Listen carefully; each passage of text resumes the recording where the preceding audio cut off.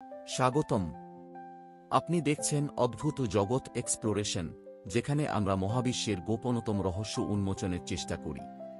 আজ আমরা এমন একটি ঘটনা সম্পর্কে কথা বলবো যা যুক্তিবাদী মনকে প্রশ্নের মুখে ফেলে দিয়েছে। আকাশে হঠাৎ দেখা যাওয়া এক রহস্যময় সবুজ আলো।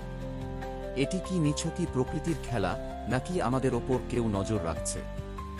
2025 সালের 10 মার্চ, গভীর রাত, জাপানের কিয়োটো শহর।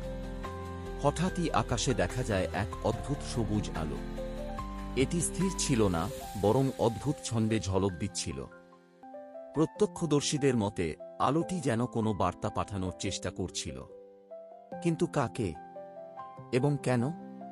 বিজ্ঞানীরা প্রথমে ভেবেছিলেন এটি হয়তো মহাকাশের কোনো প্রাকৃতিক ঘটনা। কিন্তু যখন তারা সংকেত বিশ্লেষণ করলেন, তখন একটি আশ্চর্যজনক সত্য বেরিয়ে এলো।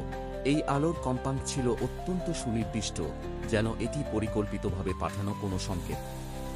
আরও অবাক করা বিষয় হল, এই সংকেতের গতি এবং পুনরাবৃত্তির ধরন 1917 সালের বিখ্যাত ওয়াও সিগন্যালের সাথে হুবহু মিল খুঁজে পাওয়া গেছে।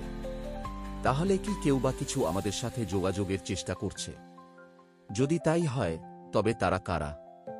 অনেক গবেষক বলছেন এটি হয়তো ভিনগ্রহীদের বার্তা হতে পারে। আবার কেউ কেউ মনে করছেন এটি আমাদের নিজের গ্রহেই চলতে থাকা কোনো গোপন সামরিক প্রকল্পের অংশ। কিন্তু সবচেয়ে ভীতিকর ব্যাপারটি জানেন?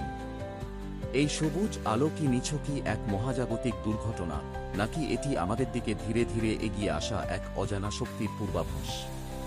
আমরা কি কোনো বড় কিছুর দ্বারপ্রান্তে দাঁড়িয়ে আছি, যার জন্য আমরা এখনো প্রস্তুত নই?